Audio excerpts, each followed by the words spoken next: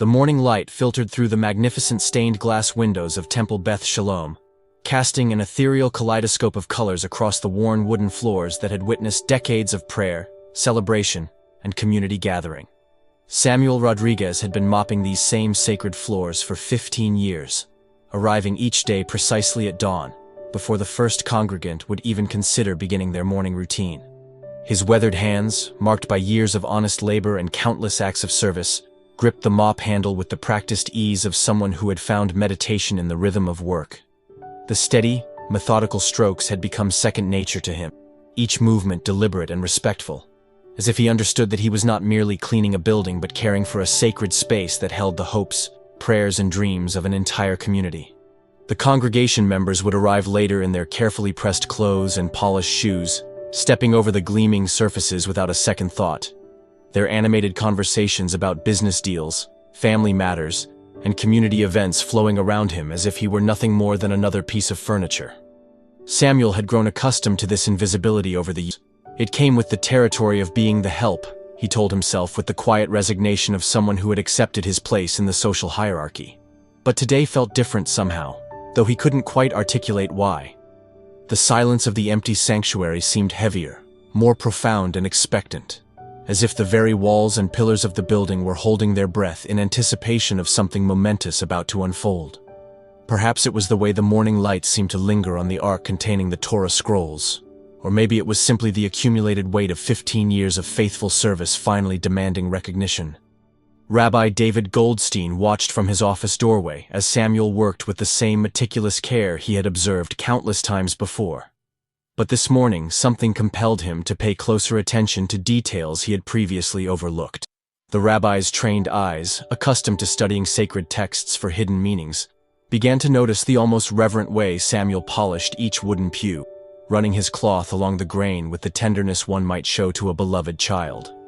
He observed how Samuel gently straightened each prayer book, ensuring they were perfectly aligned and easily accessible for worshipers, and how he maintained a contemplative silence even when he believed no one was watching, as if he understood that his work was itself a form of prayer. The rabbi had always appreciated Samuel's reliability and dedication to keeping the temple immaculate, but recently he had begun to perceive something that transcended mere janitorial competence. There were subtle gestures and quiet acts of care that spoke of a deeper spiritual connection to the sacred space they both served in their different capacities.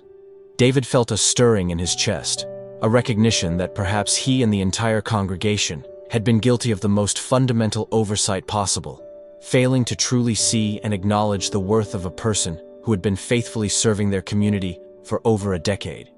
The growing awareness that was beginning to crystallize in his mind would soon challenge everything the congregation thought they knew about righteousness, service, and the true meaning of living one's faith, rather than merely professing it. As the rabbi continued his observation, he noticed how Samuel paused before the eternal flame, his head slightly bowed in what could only be described as a moment of personal prayer or reflection.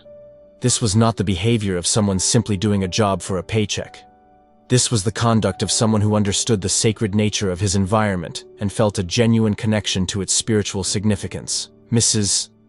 Sarah Brennan hurried through the heavy oak doors of the temple, her designer heels clicking in urgent staccato against Samuel's freshly cleaned floors as she rushed toward the women's auxiliary meeting, already running 15 minutes behind schedule due to an important phone call about her latest fundraising initiative. Her arms were full of folders, charts, and promotional materials for the upcoming charity gala, and she barely registered Samuel's presence as he automatically stepped aside to let her pass, a movement so practiced and deferential that it had become choreographed through years of repetition. This had been their unspoken routine for what seemed like forever. She rushing through life with purpose and importance, he yielding space with quiet dignity, neither acknowledging the other beyond the most basic requirements of polite society. Sarah took great pride in being a pillar of the Temple Beth Shalom community, someone who organized elaborate fundraisers that brought in thousands of dollars, coordinated complex volunteer efforts that touched dozens of lives, and maintained detailed knowledge of every significant family in the congregation, their celebrations, their sorrows, their contributions to temple life, their children's accomplishments, their business successes and failures. She genuinely believed herself to be someone who knew everyone who mattered in their religious community, their personal stories, their private struggles, their generous contributions to various causes. Yet, as she settled into her usual seat for the auxiliary meeting, arranging her papers with efficient precision, she found herself unable to shake an oddly persistent feeling that she had somehow missed something crucial during her hurried entrance.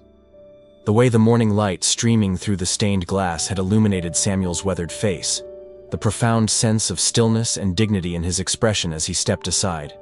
It was as if she had caught a glimpse of something deeply sacred that had been present all along, but had remained invisible to her hurried, task-focused perception of the world around her. The revelation that would change everything began during what had seemed like an ordinary Tuesday evening Torah study session in the temple's cozy library, where Rabbi Goldstein had been leading an engaged discussion about the concept of hidden righteousness and the Jewish teaching that the most meaningful acts of charity and kindness are those performed without seeking recognition or reward. The warm lamplight created an intimate atmosphere as community members of various ages sat in a circle, sharing insights and asking questions about how ancient wisdom applied to modern life. Young Jacob Hoffman, a thoughtful 17-year-old who worked part-time at the nearby children's hospital to earn money for college, raised his hand with obvious hesitation, his usually confident demeanor replaced by nervousness that made his voice tremble slightly as he prepared to speak. The teenager had been listening intently to the discussion about anonymous good deeds, and something had been weighing on his conscience for weeks. A secret he had been keeping that suddenly seemed directly relevant to their conversation about hidden acts of service. "Rabbi," he began, glancing around the room at familiar faces of congregants who had known him since childhood, "there's something I think you should know about Mr. Rodriguez." The other participants in the study group leaned forward with natural curiosity, wondering what this quiet, studious young man might possibly have to share about their longtime janitor, a man most of them barely acknowledged beyond polite nods of recognition. Jacob took a deep breath, gathering courage to share what he had observed, and continued with growing confidence. "I've been seeing him at Children's Memorial Hospital every Tuesday and Thursday evening for at least 6 months now. He doesn't just visit. He sits with the children who don't have family members present, reads them stories in both English and Spanish, helps them with homework when they're feeling well enough, and sometimes just holds their small hands when they're scared about procedures or feeling lonely." The room fell into complete, stunned silence as the weight of this unexpected revelation settled over the gathered community like a heavy blanket of shocked recognition and dawning shame. Dr.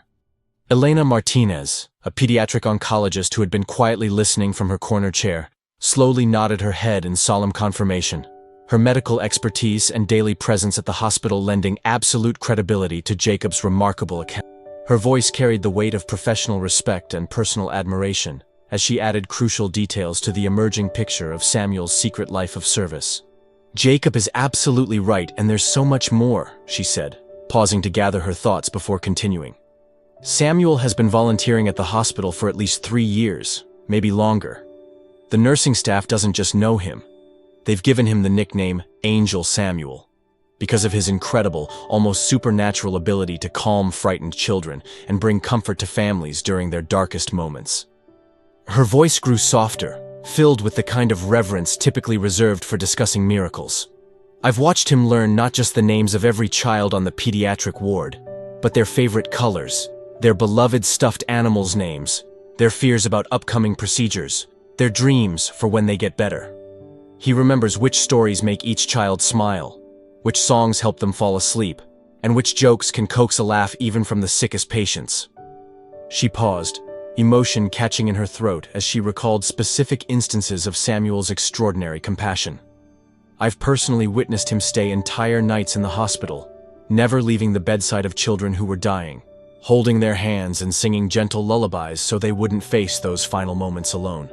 When families can't afford to stay overnight, when parents have to work multiple jobs just to pay for basic necessities while dealing with medical bills, Samuel becomes their surrogate, ensuring no child suffers in solitude." Dr. Martinez's professional composure began to crack as she shared the most profound truth. "He never asks for recognition, never mentions his volunteer work to anyone at the hospital, never seeks praise or thanks. I had absolutely no idea he worked here at our temple until I happened to see him one day, when I came to pick up my daughter from Hebrew school." Rabbi Goldstein felt his heart swell with a complex mixture of shame for his own blindness and profound respect for the man he had unknowingly undervalued for so many years. He thought of all the sermons he had delivered about the importance of quiet charity, all the discussions about serving others without seeking recognition, all the teachings about finding God through acts of loving kindness, while Samuel had been living these very principles every single day, embodying the highest ideals of their faith in ways that put the rest of them to shame. The rabbi's voice grew thick with emotion as he shared what his own recent, discreet investigation had uncovered about the man they had all taken for granted. "My friends," he said, looking around the room at faces that now showed growing awareness of their collective moral blindness. "What we've heard tonight is only the beginning of Samuel's story of service. Through my own inquiries this past week, I've learned that Samuel has been using a significant portion of his modest paycheck, money he desperately needs for his own family's basic expenses, to purchase school supplies, winter coats, and even shoes for underprivileged children in our neighborhood. The principal at Jefferson Elementary School told me that for the past 4 years, boxes of supplies have appeared mysteriously at the beginning of each school year, always with a note requesting that the donations remain completely anonymous." The rabbi paused, allowing the full impact of this information to sink in before continuing. Mrs. Chen from the Golden Years Senior Center also shared something remarkable with me. She described how a quiet, humble man matching Samuel's exact description has been delivering groceries to homebound elderly residents every Sunday immediately after our morning services end. These seniors are people who have no family nearby, who survive on fixed incomes, who sometimes go days without seeing another human being. Samuel has been their lifeline, their connection to the outside world, their proof that someone cares whether they live or die. The weight of their collective oversight began to settle on the congregation, like a suffocating cloak of shame and regret. These were fundamentally good people, individuals genuinely devoted to their faith and committed to their community's welfare. Yet they had completely failed to recognize the living embodiment of their highest values, working among them every single day. Samuel's entire existence had become a walking, breathing testament to the Jewish concept of mitzvot, sacred good deeds performed not for public recognition or personal advancement, but as a fundamental duty to fellow human beings and an expression of divine love in action. As Rabbi Goldstein continued sharing the remarkable extent of Samuel's quiet service to their community, faces around the intimate circle began to display the unmistakable signs of deep emotional impact. Tears glistening in eyes that suddenly saw clearly for the first time. Hands pressed unconsciously to hearts that ached with newfound understanding. The universal human response to recognizing profound goodness that had been present but unacknowledged. The devastating realization slowly dawned on each person present that they had been granted the extraordinary privilege of witnessing, albeit unknowingly, a modern-day tzaddik, a truly righteous person whose very existence elevated the moral atmosphere of their entire community. Samuel had been their teacher all along, demonstrating through quiet action rather than loud proclamation what it actually meant to live a life of service, compassion, and selfless love. Mrs. Brennan felt tears streaming down her carefully made-up face as she realized how many times she had rushed past this remarkable man, how many opportunities she had missed to acknowledge his humanity, let alone his extraordinary character. Dr. Martinez thought of her comfortable salary and impressive professional reputation, contrasting it with Samuel's minimum wage position and his choice to give away money he could barely afford to spare. Each person in that room was forced to confront the uncomfortable truth about their own spiritual blindness and their failure to truly see the sacred in the ordinary. The next morning arrived with the same predictable rhythm that had marked thousands of previous dawns, but this day would prove to be anything but ordinary. Samuel Rodriguez pulled into the Temple parking lot in his aging Honda Civic, the same vehicle that had faithfully transported him to his various acts of service throughout the community for years. He gathered his keys, his thermos of coffee, and his simple lunch packed in a brown paper bag, completely unaware that his life was about to be transformed in ways he could never have imagined. As he unlocked the temple doors and stepped into the familiar sanctuary, Samuel began his usual morning routine with the methodical precision of someone who took genuine pride in his work. He turned on the lights throughout the building, adjusted the temperature controls, checked that everything was properly prepared for another day of prayer and community gathering. But as he retrieved his cleaning supplies and began pushing his cart down the main aisle between the wooden pews, something stopped him dead in his tracks. The sanctuary wasn't empty, as it had been every single morning for 15 years. Instead, the entire congregation, Men, women, teenagers, elderly members, families with small children, had gathered in complete, reverential silence, filling every available seat and standing along the walls when the pews could accommodate no more. At the front of this unprecedented assembly stood Rabbi Goldstein, his face radiant with a mixture of joy, solemnity, and profound respect that Samuel had never seen directed toward him before. Samuel's weathered hands tightened instinctively on the mop handle as confusion and anxiety washed over him in overwhelming waves. Had he done something terribly wrong? Was this some kind of intervention? Had someone complained about his work? Was he about to be fired in front of the entire community? The silence stretched on, heavy with anticipation and pregnant with meaning he couldn't begin to comprehend, until Rabbi Goldstein finally broke the profound quiet with words that would echo in Samuel's heart for the rest of his life. "Samuel Rodriguez," Rabbi Goldstein began, his voice carrying the weight of profound respect, genuine admiration, and the moral authority of someone speaking absolute truth. "For 15 long years, you have walked among us in the role of a servant, but we have been far too spiritually blind to recognize that you have actually been our greatest teacher." The rabbi's carefully chosen words echoed throughout the hushed sanctuary, bouncing off the ancient walls and settling into the hearts of every person present. "You have shown us through your daily actions, through your quiet choices, through your selfless service to others, what it truly means to serve without seeking recognition, to find the sacred presence of the divine in the most mundane tasks, to be the living hands and compassionate heart of God in our broken world." Samuel stood completely frozen, his weathered hands trembling slightly as he struggled to process what was happening to him, unable to comprehend why all these people were looking at him with such intensity and emotion. Rabbi Goldstein gestured toward the gathered congregation, his voice growing stronger and more passionate as he continued. "We have learned of your secret work with sick and dying children at the hospital, your tender care for lonely elderly residents, your generous support of struggling families, your quiet acts of charity that have touched countless lives in our community. You have been living the very values we study in our Torah discussions, the principles we debate in our committee meetings, the ideals we claim to hold dear, but you have been making them real, giving them flesh and blood, demonstrating their power to transform lives." The rabbi paused, allowing the full weight of recognition to settle over both Samuel and the assembled community. "While we have been talking about faith, you have been living it. While we have been discussing the importance of charity, you have been practicing it. While we have been studying the concept of righteous action, you have been embodying it every single day." The silence that followed these words was profound and sacred, filled with the collective recognition of a community humbled by the righteousness of the man they had overlooked, ignored, and undervalued for far too long. What followed was unprecedented in the long, distinguished history of Temple Beth Shalom, something that would be remembered and recounted for generations to come. One by one, members of the congregation began to rise from their seats, their faces wet with tears of recognition, shame, and overwhelming gratitude. The movement started slowly, hesitantly, but quickly gained momentum as more and more people felt compelled to stand in honor of the man who had been serving them without their knowledge or acknowledgement. Mrs. Sarah Brennan was among the very first to stand, her voice breaking with emotion as she struggled to find adequate words for her feelings. "Samuel," she managed through, "please forgive all of us for not truly seeing you, for not recognizing the angel who has been walking among us all these years. Your example has shown me how much time I've wasted on things that don't really matter, how I've been so focused on impressive fundraising events that I missed the real charity happening right in front of me." Dr.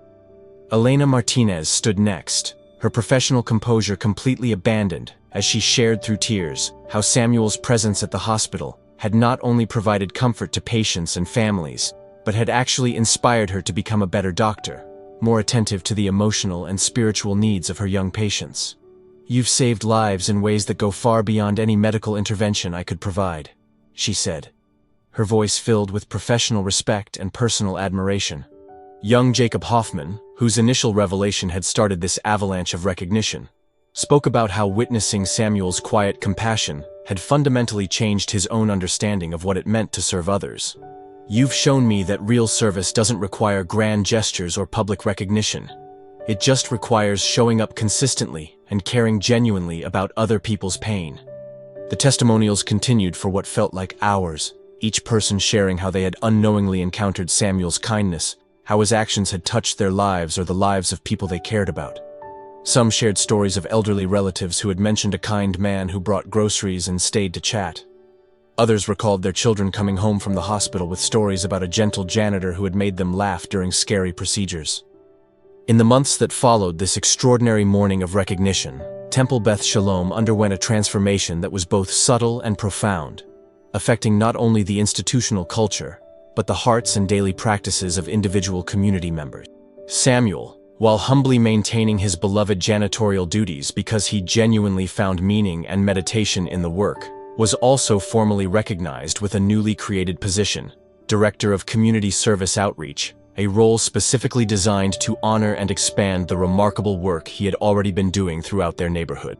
The congregation immediately established the Samuel Rodriguez Community Service Fund, dedicating it to supporting the same causes he had been quietly funding from his own modest wages: children's hospital supplies, school materials for disadvantaged students, groceries for homebound seniors, emergency assistance for families facing financial crises. But more importantly than any institutional changes, Samuel's example had awakened something fundamental and transformative in the spiritual life of the entire community. Members began actively seeking out their own opportunities for quiet service, inspired by Samuel's model of selfless dedication and anonymous charity. The temple became known throughout the city not just as a place of worship and religious education, but as a beacon of practical compassion and community service. Volunteer programs multiplied, charitable giving increased dramatically, and most significantly, the culture of the congregation shifted from one focused primarily on internal concerns to one genuinely committed to serving the broader community. Samuel himself, no longer invisible, but finally truly seen and appreciated, continued his work with the same humble dedication and genuine love that had always defined his character. He was now surrounded by a congregation that not only recognized his extraordinary worth, but had learned to see the sacred potential for service in themselves and others.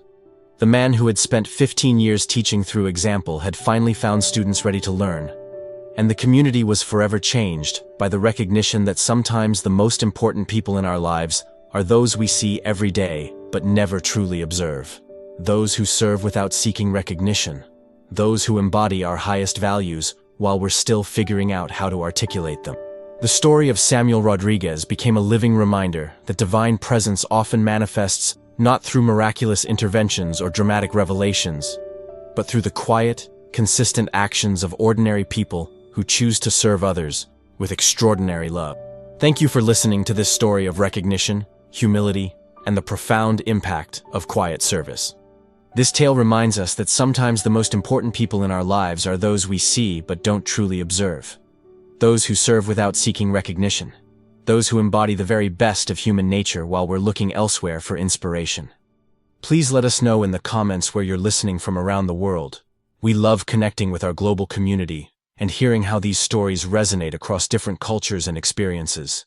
And if this story touched your heart, challenged your assumptions, or inspired you to look more carefully at the unsung heroes in your own community, don't forget to subscribe to our channel for more inspiring tales that celebrate the extraordinary potential hidden within ordinary moments and everyday encounters.